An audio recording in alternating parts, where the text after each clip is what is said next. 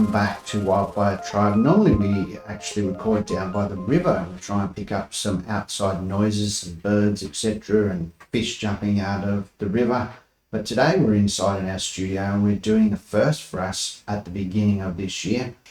This year is going to be a year of abundance, and that is what we'll be talking about today. We're going to be talking all things abundance, the year of abundance, abundance in your life, abundance in our life, and abundance in our world. So looking forward to that. Hopefully it's not an abundance of crankiness that I've stepped into this new year with, because I've just about had it with that. I don't know what to do with that, but I am aware of it and I'm trying to do something about that. But it's just for me, it's a very interesting year that we've just begun. I am absolutely looking forward to abundance in health, in wealth, in many of those positive words. And I'm absolutely looking forward to being abundant or getting rid of the things that I don't want as well. And I'm cranky all of the time. There's so much that we're trying to do that's new, so much technology that we're trying to adapt to that we don't know how to use it all. So we're just trying to figure everything out. We're trying to get out to the masses. We're trying to be heard. We're trying to do some work in social media spaces in lots of different places where we don't really know what we're doing. And not only that, it's a difficult time for us in other ways, isn't it, Clive? Yeah, absolutely. And I think it's one of those difficult things too, because I feel like that abundance is having, it's this place of the gratitude for everything that we have. And it's knowing that moving forward, everything that we need, we already have in this moment. So I feel like sometimes we can be frustrated by some of the difficulties we have with technology is that our computers are outdated, like all of our equipment is outdated. We're trying to use different things to be able to podcast and to stream to the world and using things that are very, very old. They still have the ability to do stuff. So we're intentionally in that place of gratitude for those things that we do have, and knowing that that river of life that flows from within us is the very gateway of our abundance. And for the abundance to flow in, it first needs to flow out. So it doesn't make any sense. And this is the crazy part about so much of the things that we understand as we come into the fullness of who we already are and what we already have. And that's the difficult part, is because for that to flow in, it needs to flow out. And when you come out of that place where you're frustrated with the things that you don't have, the things that you can't see, the stuff that you that is like not making any sense, then we can tend to come into that place of having those feelings. Like you were talking, why we don't want to start this year in this emotional roller coaster ride where we're feeling angry and frustrated and annoyed and like we're wanting to just grab things and create some kind of a breakthrough. But rather it's knowing who we are, it's being who we are, and it's letting all of those things that already are flow from within. So thank you for joining us today and being a part of our Wildfire Tribe. If you're new to what it is that we do, wildfiretribe.life is our website, and you can go on there and have a look and connect with us via all of the links that are on there. Abundance, the year of abundance. I think a lot of people have framed this up for themselves. There's a lot of things moving in and out of the social networking spaces. There's a lot of vibe around this. This is also the year of a lot of fours aligning and a lot of eights and fours. And for people that love numbers, there's a whole bunch of abundance, infinite abundance and flow held within those numbers themselves. There's like this essence of open doors and all these beautiful things that we're moving toward and into. And I think some of those things, like we're not putting everything in numbers or things that we see or anything like that, but it is these beautiful synchronicities that happen in and around our lives that are like those little places that we can go, oh yeah, like I'm on the right track. Oh wow, look there, that happened again. Oh wow, I'm coming into alignment. I'm in alignment. I'm on my pathway of discovery. We're moving into the future. We're having this space where we're coming into the more, and it's so beautiful and so exciting to just be in that place where we're continually being reminded of what already is. So abundance in its basic definition is a very large quantity of something. It's actually like a state or a condition of having a copious amount of something. An overflow. Yeah, an overflow, exactly. And it's like, I saw this quote earlier today. It was about this guy was saying basically abundance is this overflow. So if you get to choose how much overflow you're having, then choose a really big cup, and then there'll be this copious amount of fullness and also this large amount of overflow that's pouring out into the rest of the world. An overflow of life in abundance. I love that. Life in abundance. Life in abundance in overflow, so much so that it is immortal life. Come on. I have come so that you may have life and life in abundance. Exactly. And I'm sure somebody very famous said that. I have come that you might have life and life in abundance, flowing, never ceasing, a copious amount of life, like a large quantity, a plentifulness, a prosperity of life. This is what is. Oh, I love it. I love it. I love it. It says in James 1:17, every good and perfect gift is from above, coming down from the Father of the heavenly lights, who does not change like shifting shadows. Everything good. And you know what? It says coming down from the Father of lights, but the Father of lights dwells within us. So it's actually coming out of us, out of that place, because down and up is all within. But don't we have to go up to bring it down? Well, it's a good picture to have in our mind as we're practicing how to access these things, but really down and up are all within. Up, down, left, right, back to front, around and round and round we go, are all inside and out. Yes, yeah, they are. Everything flows out of us. Heaven is inside of us. Yes. We're inside of heaven. God's inside of us. We're inside of Him. Yeah. We're all interconnected.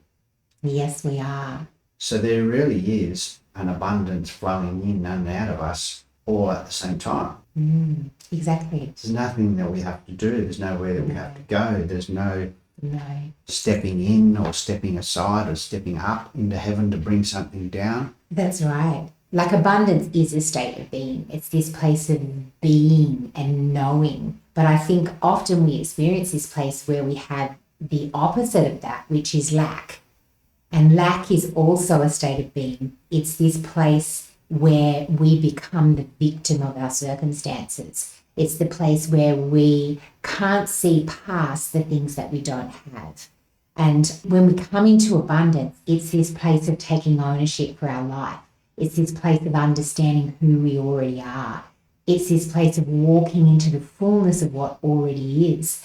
And when we are a victim in our life, then we don't have any power.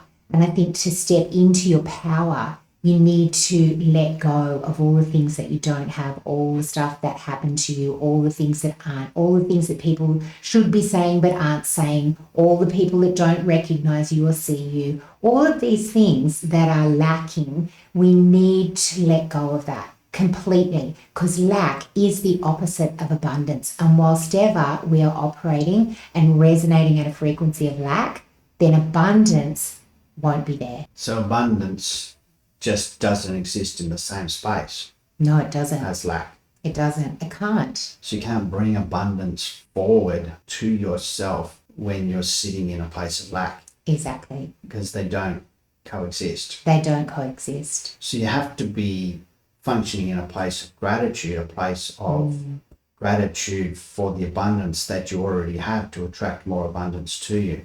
Absolutely. That frequency of gratitude, that frequency of passion, that frequency of excitement, like they don't come out of a victim consciousness. they come out of a higher they come out of the higher consciousness that is abundance. So whilst ever we're in that lower consciousness of that I'm a victim to my circumstances, all of these things happen to me, all of those people out there, they've got stuff I wish I had, I'll never have that. Like if you're having that kind of self-talk to yourself, then there is no place for abundance to flow in that space, because you're not in a flow space at all. You're in a stagnant puddle. So we were talking to a person yesterday on one of our broadcasts about how to flick that switch, about, when you were talking before, you said something about, living in this state of, almost wallowing in this state where you choose to be. Is there something that you can do, like we were talking to a person yesterday about, to change, to flick that switch? What do you actually do? Like, it's fair enough to say you can't live in that state and expect to attract abundance to you, but what do you do about it? Yeah, it's so true. Well, the hardest part is that you need to live like you already are. You need to live like you already have. So the very thing that creates that flow is to begin the flow. So you need to start flowing. You need to be generous. You need to live with abundance. You need to be giving. You need to be grateful for all of those things that you do have, and for all of those things that you have that you don't actually have the physical manifestation in your life of yet. We need to be coming into that place where we already are flowing. I think a really good example of this is the last significant amount of money that we had come into our life. It came off the back of a smaller amount of money that had come into our life that we knew as it came in, even though there were a lot of things we needed to do with that money, that we actually needed to give it all away. And in that very action of giving it away, far more flowed back in, and within a couple of days. And I think I keep coming back to that place where I just knew in that moment that that's what needed to happen. And I think in that it is a place of activation. And this is a year of activation. This year is really about activating all of the revelation that we've been coming into over the last few years. And probably over the last 5 years, we have seen our world, things happen in our world that we never imagined that we would ever see in our lifetime. We've seen things be uncovered that have been shocking, and we've had the ability to make choices coming out of that about how we're going to live moving forward. And I think so many of the things that we've learnt, so much of the knowledge we've acquired, and so many things like the revelation that we've received, now is the time to activate it. And this is one of the things that as we come into these higher realms of consciousness where we're really starting to roll in this abundant living, is that it has to come out of that flow place of gratitude and giving and being the flow, because on the other side of that, it's not going to stop, but it can stop with me. It can flow into me and then it can cease to flow. I'm the only one that's responsible for that, because for the flow to keep flowing in, it needs to keep flowing out. There is like this thing, like in our world, where we just save things up. We're storing things for later. We're worrying about the stuff. We're hoarding stuff away. And that hoarding sense that we have is one of stagnation. There is some flow that we can have where our investments are moving around and around, and they're not kind of in that place where they're not growing or flowing. Well, I was just thinking about the mango trees that are around the town where we live, and last year there was no mangoes anywhere. I expected them to be on the trees, and for whatever reason, which I still don't understand, there was none. And this year there is an abundance all around this town where we are. There's huge mango trees, and there's mangoes hanging off every single one of them. And we're in this period of time where we've actually just started eating them, and they are unbelievably beautiful. They're so delicious. They're like a stored up teardrop from heaven, full of glory juice.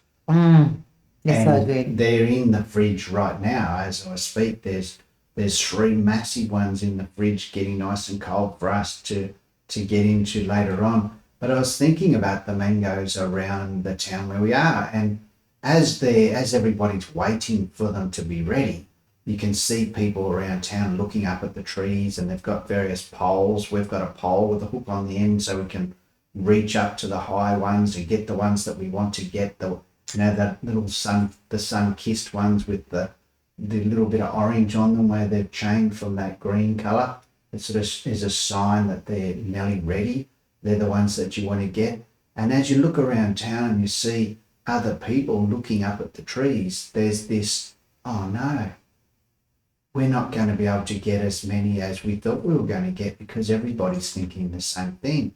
Everybody's waiting, and all of a sudden there's a chance that we'll go to get our mangoes and they'll all be gone because someone else will have taken them, or we will have missed our opportunity. So does that then make you want to go and get them a little bit early and grab as many as you can for yourself because you're living in this state of lack, thinking that you're not going to get your fair share, you're not going to get any at all if I don't go in early and get what I want to get?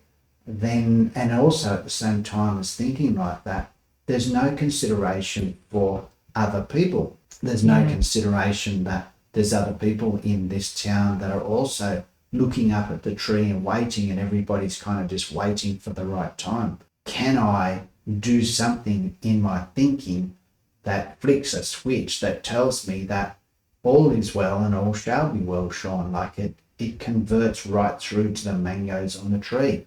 There is going to be enough mangoes on the tree for all of the mango needs that I have. Yeah, come on. It's so true.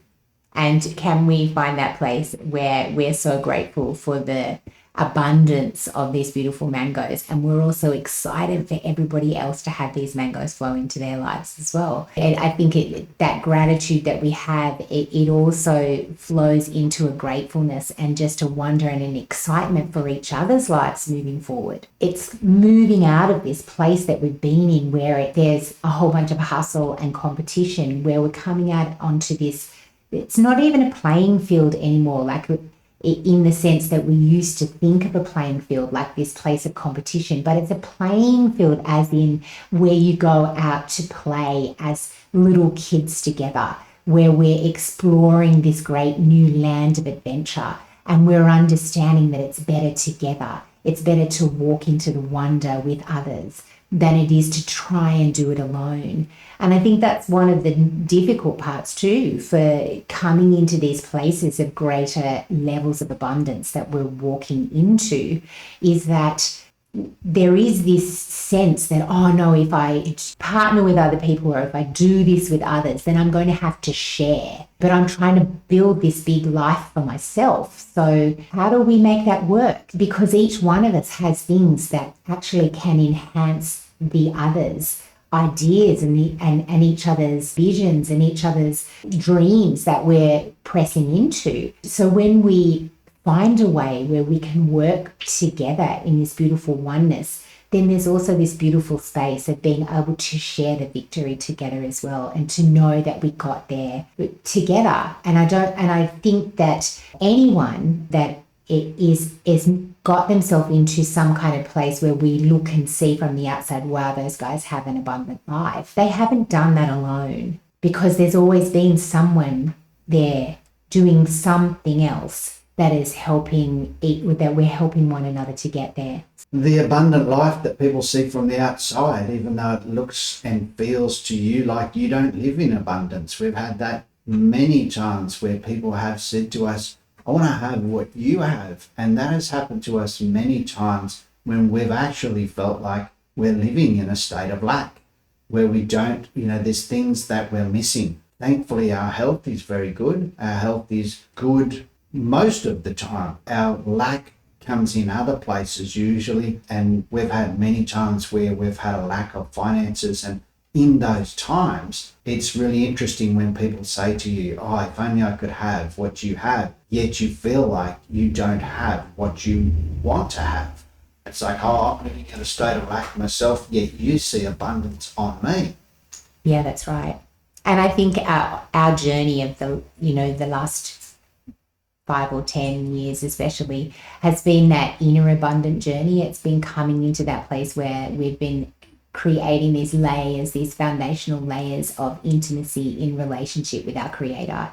So we've been understanding in that place who we are, and out of that having this deep foundation that is building so that we're able to steward the other spaces of abundance as they flow into our life, including abundant wealth. And that includes everything from health, energy, finances. Like, there is so many aspects of it. And if we have an abundance of all of those different things, then we start to move into that place of longevity. We can start to tap into this place of immortality, because if we have a never ending abundant life in every aspect of our life, then we become unstoppable. I feel like there's things that you can do with your health to live in abundance, isn't there? Definitely. There's activities, there's physical activities, there's stretching. I was out in the sun stretching this morning, and I feel a lot better for having done that. And so I feel like I can contribute to my overall health in abundance by actually doing things.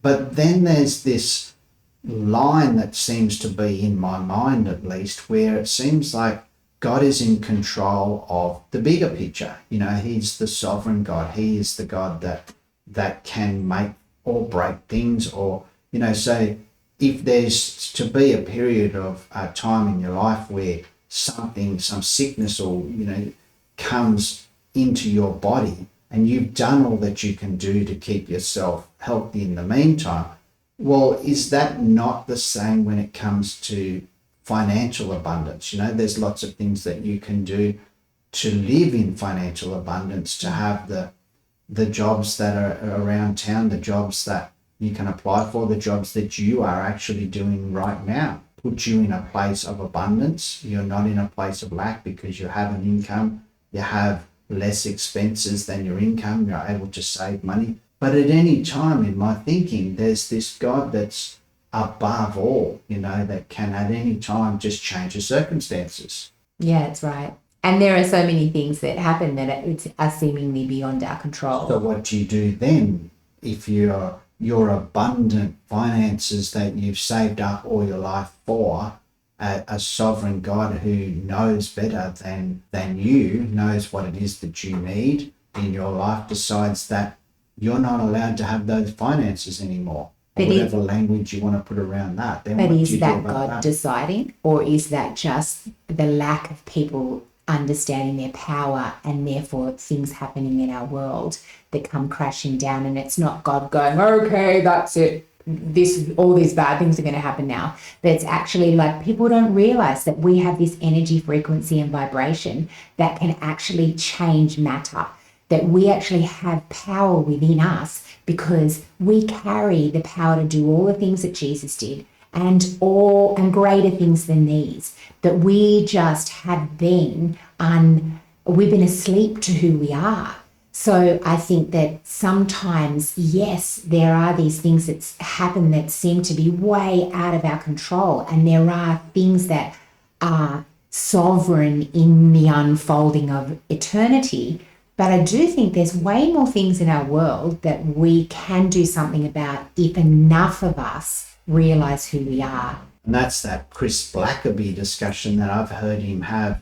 Chris Blackaby, if you don't know who he is, look him up. What's the name of the ministry name that he operates under? As He Is. Yeah. Yeah, you can look up As He Is on YouTube, and he speaks about, the reality of us walking this planet as a son of God and doing the things that God does, that the Father does. Mm-hmm. So he speaks of a time where when there's earthquakes on earth, where you go in prayer to God and you say, God, what's going on here? What about the earthquakes? And God says to Chris Blackaby and to you as a son and daughter, well, what are you doing about it? Exactly. So if there's adverse events going on earth, financial, physical, health-wise, environmentally, what is it that we are doing about these things to bring a change? Because it seems to me like in that scenario, Kylie, if our identity is in him, our identity is as a son of God, as a son of the Father, the creator of all, that we actually have the ability, like you said, to do what Jesus did and greater things than those. So we can speak to the mountain and tell it to move into the sea.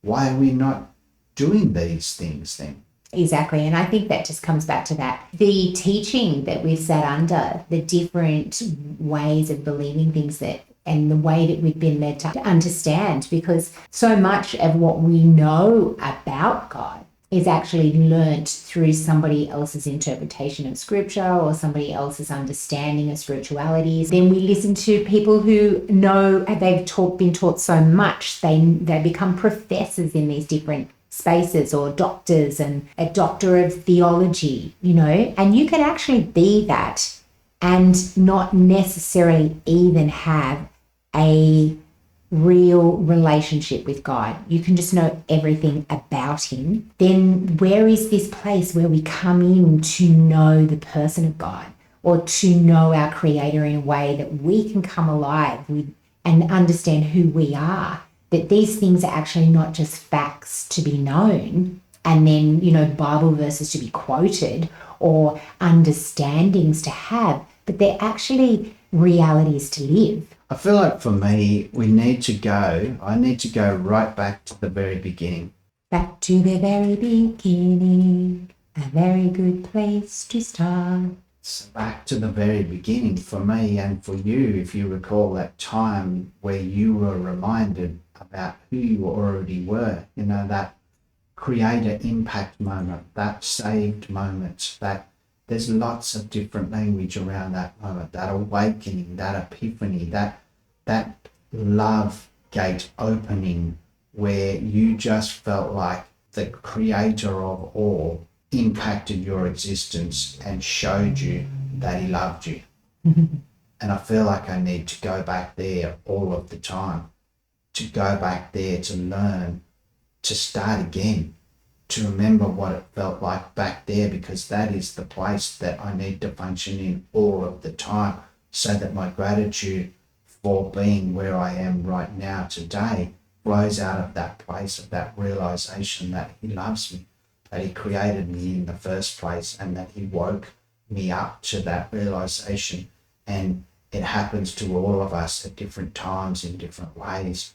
And I just know for me that when things feel like they're not working as I want them to be, that if I can take myself back to that place, then everything feels better again. That place where he said, Sean, you can just do life with the awareness of me. And that feeling that I had at that time, I get taken back into that feeling that, wow, like if I'm in the hands of the creator of God, like he's got the whole world in his hands. If I can take myself back to that place and just lie in his hand, where he's got the whole world in his hand, then how can anything have lack attached to it in that place? As I was just about to start talking, I saw it come up on my screen. We get these notifications of bills that are coming in and out, etc., money flowing around, and there's an amount that was supposed to come out of somewhere, and there wasn't the equal amount on the opposite side of the equation to match that. So I got a notification to say we couldn't take that out because the money's not there.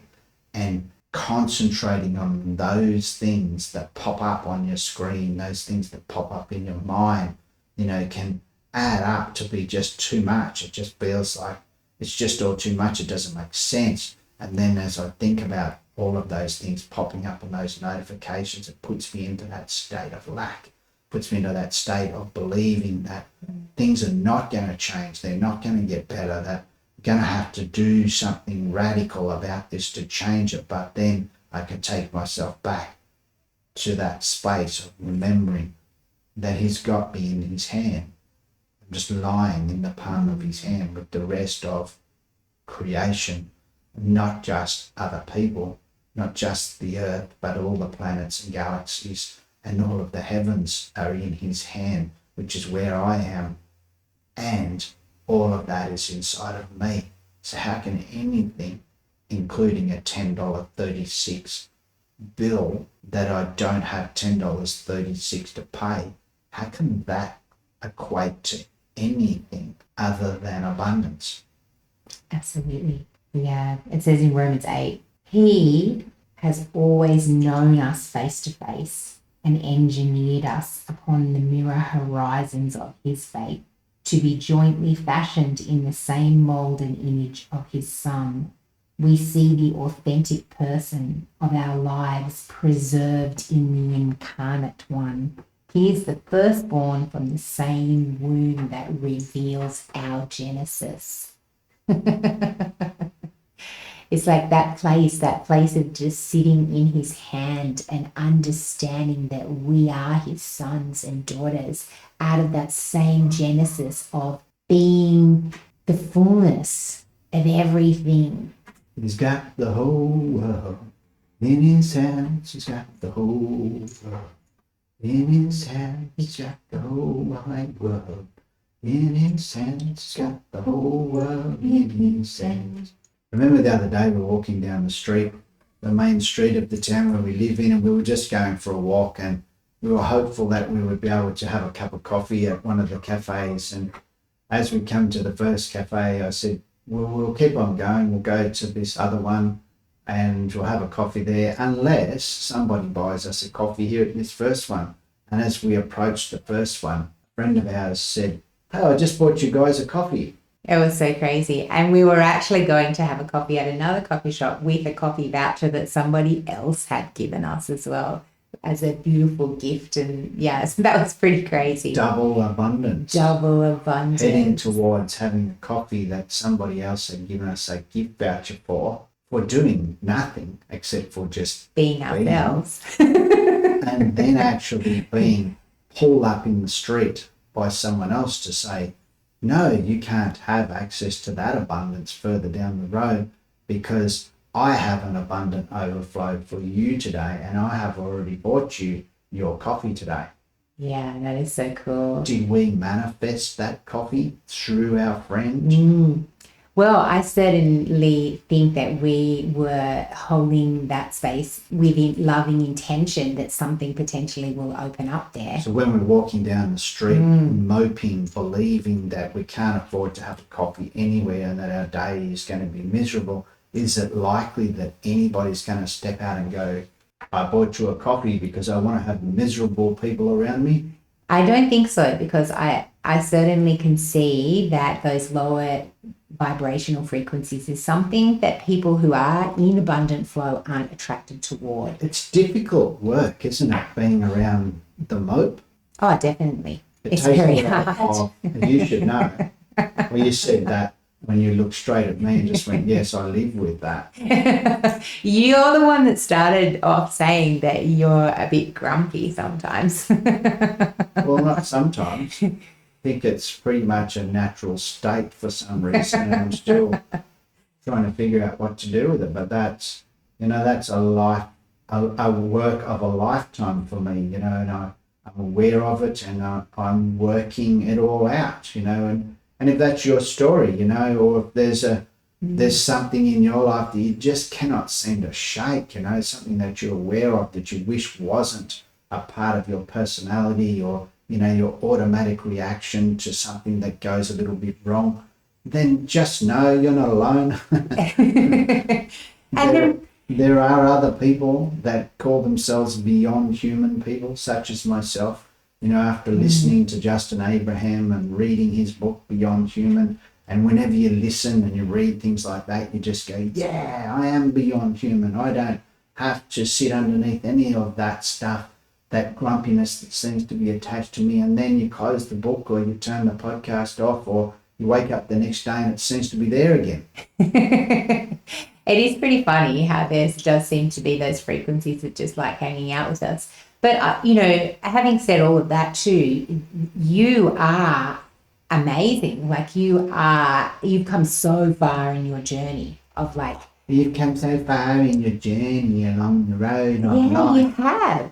that journey. Like, and I don't think we want to diss that, because I think No, that, I'm just doing that funny voice around that Christian language that we use. I know. There's all these true. very Christian words. Journey is one of them. And I know that word exists in other spaces as well. But whenever I hear those same words, I just do that funny voice.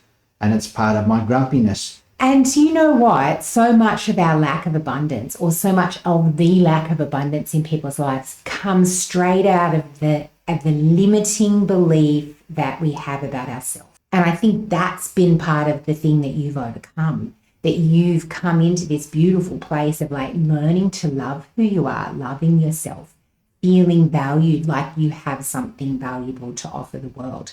And just coming into this place of realizing that there is something for you. And that is like really, really special, and that's really powerful, because I feel like whilst ever we are in that place where we feel down on ourselves, and I know those times through my life where I've experienced depression and where I've had times of just feeling really low, it's comes out of this place of, for me, it came out of a place of being overwhelmed by my own circumstances that I didn't seem to be able to do anything about.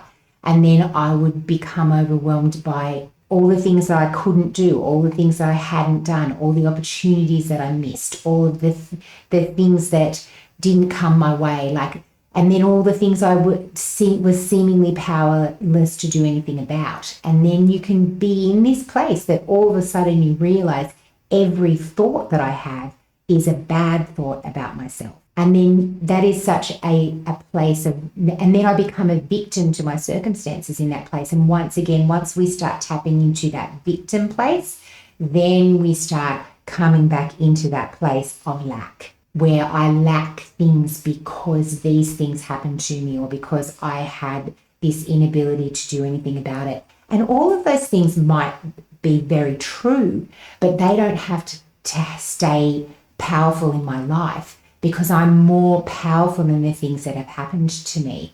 I can come into this place of abundant flow by realizing that I'm not going to stay in that frequency anymore, because that's not who I am. Yeah, so it's that switch again that we're kind of dancing all around. Is there a switch? Is there a modality? There is a breathing, exercise, there's meditation, there's yoga, there's, all these, is there, just something uniquely created for each person in their own drama that they're having as well? Is there a key?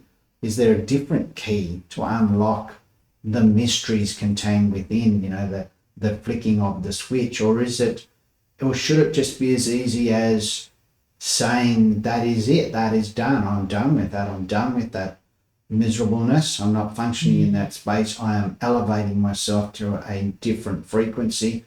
There's music that we can listen to that changes our frequency. There's aromatherapy that gives off different frequencies as well that can affect the frequencies that we vibrate in, the emotions that flow in and out of us. There's so many different ways to actually address all of the different issues. It seems like it's a hunting expedition. It's like, I know that I want to get a fish that I believe is in the river there somewhere, but I can't see it, but I know that it's there. I'm hopeful that it is, and I've got the equipment that I've got, and I've got the bait that I've got, and the size hook or the fly that I've made. But it's just like a really, seems to me sometimes like it's a really difficult event trying to change the way that you think sometimes. Oh, it's so true.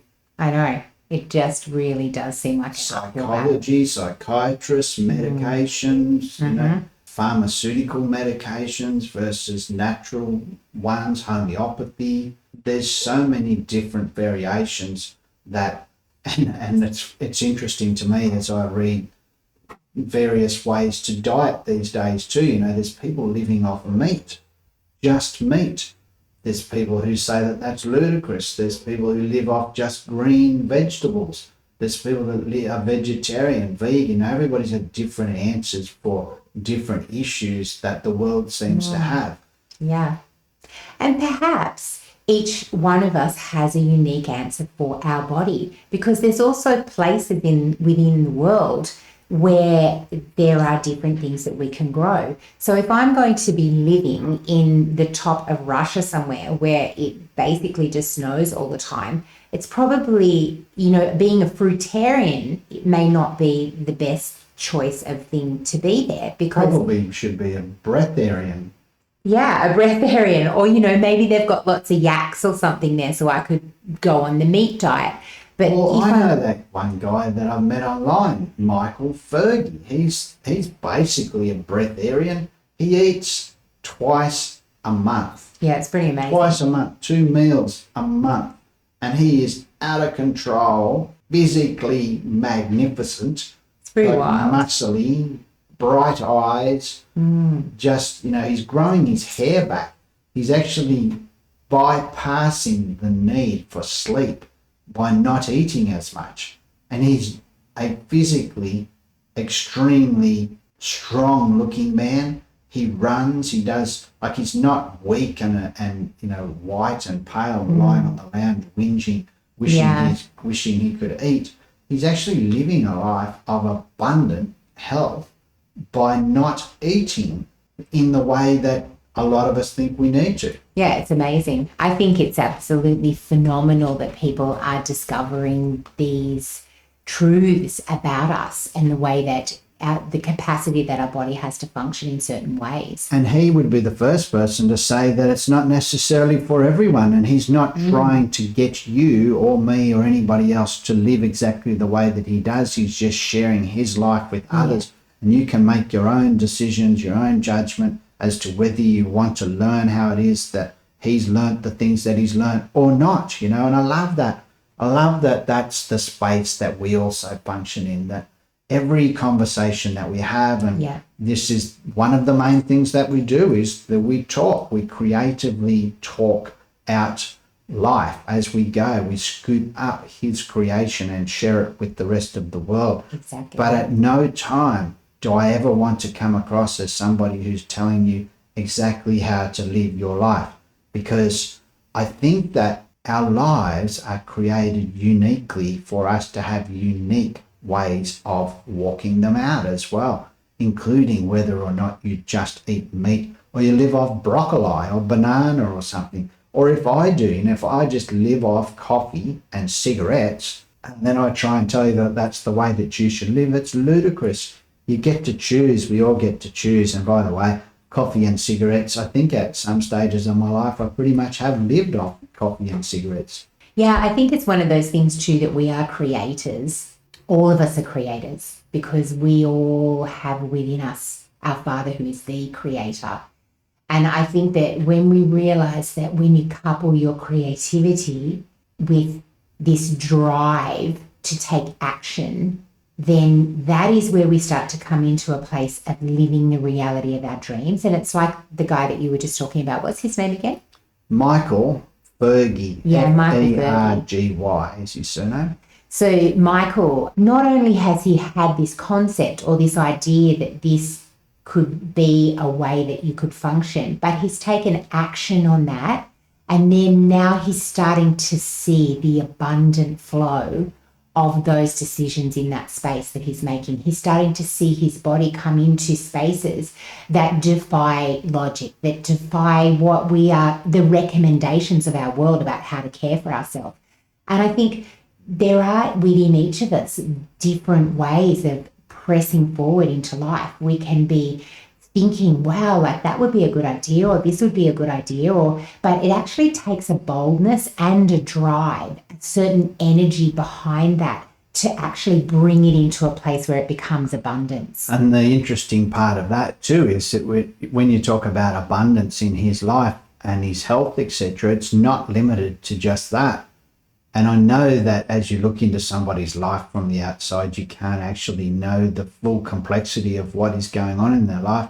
But this man's traveling the world. This man's living in multiple locations. He's moving around the world all of the time. And he is leading a life, at least on screen, that looks like it's abundant beyond his health. And that's from the decision to, I don't know how he's navigating it. I know that he has a God type connection. I know that he has a spiritual side of the equation that he's functioning in. Like I know that he has an awareness like that. It's not somebody that's completely just about physicality. And his life looks pretty grand from the outside. Yeah, I love it. It comes back to that place too, doesn't it? Really about just being I am, like knowing who I am. But what if his life is not what we would call abundant in every sense of the word from the outside? Just like we were talking about before, in those times where we've actually felt like we have a real lack financially, yet people stop you in the street, people that you know stop you and actually say to you, especially on those occasions, it's interesting how that happens. You guys just have this life of freedom, and I wish that I could have what you have, you know. So whether or not Michael is just healthy or he owns the planes that he flies in and the cars that he drives in, and or not, it looks to me like he's living in abundance. Maybe his health is abundant and nothing else is, but he feels like it is, and so therefore he is. Exactly. And I think we do have to get to that place. That's part of it, is being what already is, even as we're still coming into the fullness of the physicality of those things. There's a real miserable other side to it, isn't there? You know, in the Christian faith, there's this dragging the cross around thing, and there's this allowing God to strip away from you all of the things of the world that you're, you know, choosing to idolize in front of him. You know, like we're living in this place of lack because we can't have the car that we used to have because we felt like God wanted to remove that from our identity, you know. And I feel like that is something that seems to happen, and it's something that we seem to allow to happen. And maybe it's a seasonal part of people's lives. Maybe it is actually a trend that happens as you come to that awareness of being a son or a daughter of God, that he does actually do things in you like that to change the position of your heart, or to change something about your character that allows you to actually learn that he never leaves you, that he never forsakes you. You know, all those things that you hear about in churches that you get taught from up the front, he actually does walk you through those if you're willing to learn to trust him, trust in the Lord with all your heart, and lean not on your own understanding, all of those sorts of things. Maybe there is actually seasons where you need to walk those things out with him. If that's where he's taking you, if that's where he's leading you, maybe you don't come to the awareness of your Creator in a moment. You don't get saved by the God of the world and go into a Christian church and everything just booms in every way from there. Maybe there is this sort of one step back, or two steps back, or one step forward. Or what do you think about that? Well, I think that if you've ever been raised in religion, then it's probably going to be a hard road out. Because there's all the undoing that has to happen. But if you don't have any of that, then you're in a beautiful sweet spot where you can just come into the revelation that you are a divine creation, that you are created for this moment in time, that you've chosen to come here, that your Father is the Father of lights, that you walk in the perichoresis dance with Father, Son, and Spirit, that Jesus has made a way for you to have access to everything, and all the things that he did, you can do too. And that you can open that love gate. And this is the hardest part as we're coming into the revelation of who we already are, is learning to love ourselves, is to open that love gate within us to receive that love, that self-love, that love from our Father in heaven, that love that then can flow through us and water all of the world. And I think that's the hard part. That can be a quick journey, really, for somebody. that is just coming into that space of going, wow, I just need to learn to love myself. There are always those things like spaces of control and manipulation and all those kind of things. Any kind of organized religion or any of that kind of stuff has elements of that, and that's difficult to walk in that fullness of who we are when we have any of those things that are tapping us on the shoulder to remind you, oh yes, but hold on a sec, it says here, rah, rah, rah, rah. You need to let go of those things, because or else they can be an idol. You need to sell all of those 5 motorbikes that you have, because you're placing too much importance on them, and that's distracting you from the goodness of God. By the way, that was my sarcastic religious voice, which is probably the same as every other voice that I have. I should work on doing different vocal techniques. But yes, I guess religion gets in the way, doesn't it? Religion is a beast of its own. Religion teaches you that there are things that you need to do to get closer to God. There's things that you need to drop. There's words that you need to not say anymore. There's TV shows that you shouldn't be watching because God won't approve of that, and he won't be happy about that. Because he's not happy about that, you need to fast and pray. There's this whole system, this religious system of drawing near to God by doing things to be closer to him. And I think that one of the definitions of religion is a particular system of faith or worship. And I think that's the part that once we put a system around something, then we lose an element of freedom, because there's a great field of wonder out there. There's a cosmos of wonder. It's cosmically wild what is lying in front of us, that the possibilities that we can engage with, the fullness of who we are.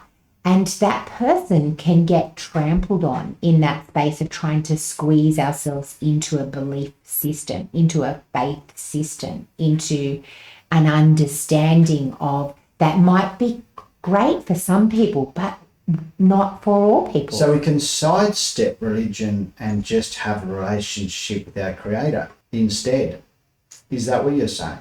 Yeah, definitely. So you're saying that we don't actually need to read our Bibles? Well, I think to go to church? People walked with God for hundreds and thousands of years and never had a Bible. But we can read our Bibles. And we probably should read our Bibles. We can read our Bibles, of course. Bible reveals to us who God is and his Son. There's That's right. layers of complexities to be unveiled to us through the gift of the Bible. So it's certainly not, you don't have to go to church, therefore you shouldn't. We get to choose, don't we?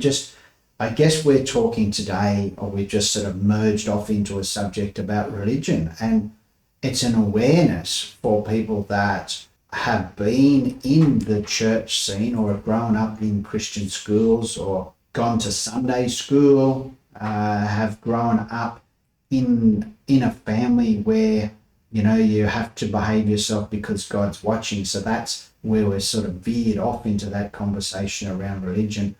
And like Kylie was saying, it's in a lot of ways, it's so amazing to meet people that have not experienced that at all. It's so amazing to be in conversation with people that speak of Creator and universe and God using various different words and acknowledging his existence and knowing that he's in their life, but they don't have that background of striving to do things to come into his love.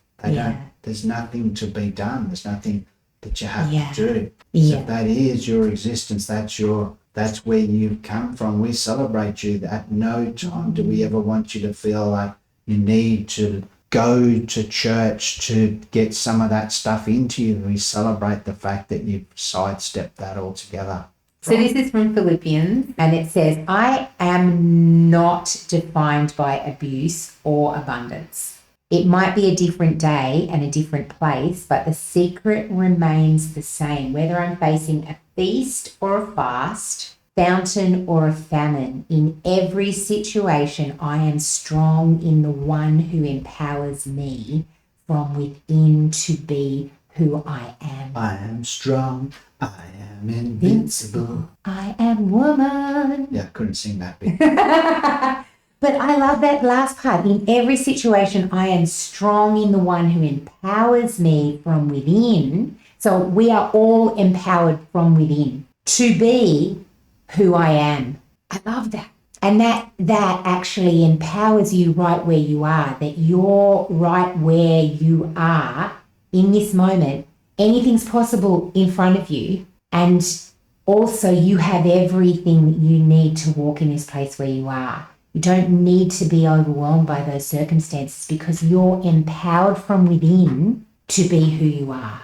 So this is a very abundant conversation, Kylie. There's a lot of abundant overflow of joyous words to celebrate. Yes. And we've subtracted religion from the equation too, so it feels even more abundant. And we are doing this podcast on camera as well as on our little microphones that we usually have down by the river.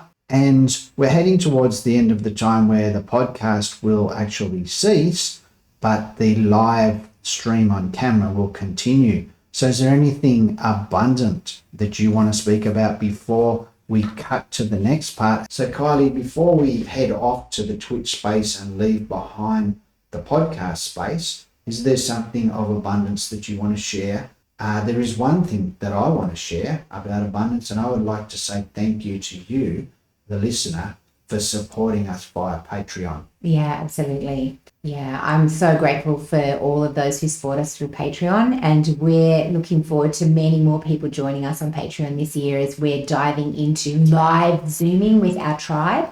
And so you're most welcome to jump on to our space there, and we will be walking through my book this year, The New Now, as well as just sharing intimate testimonies and stories as each month unfolds. And we'd love to do that in the Zoom room with all the beautiful people on our Patreon page, which is on Patreon, Wildfire Tribe. And via Patreon, there's like exclusive access to some of the conversations that we have, isn't there?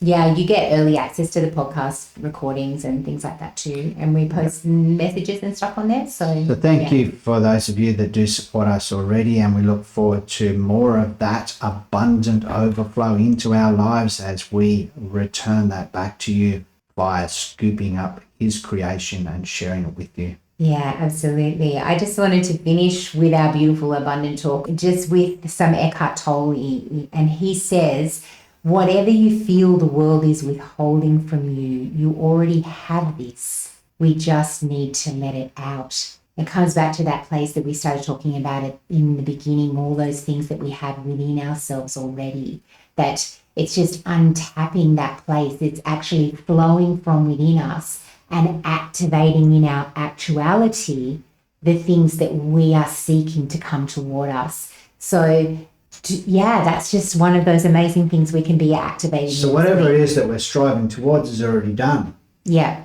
And not only that, we need to be activated in releasing that, and so that it can come back to us. So if we're looking for more financial flow in our life, we need to be flowing finances out. We need to be giving. We need to be activating in that space of abundance. We need to be living in that place of being so grateful and activating that in other people's lives as well. Seizing opportunities for that flow to be, so that we can make space and taking our eyes off the things that we don't have, because the frequency of lack does not partner with the frequency of abundance. So we'd like to say thank you so much to those listeners that are listening to us on the podcast. Thank you so much for being with us today as we sign off from the podcast. Thank you, and we'll see you next time. Yeah, have an amazing and abundant flowing week. Abundance. Yeah. Abundance. Bye.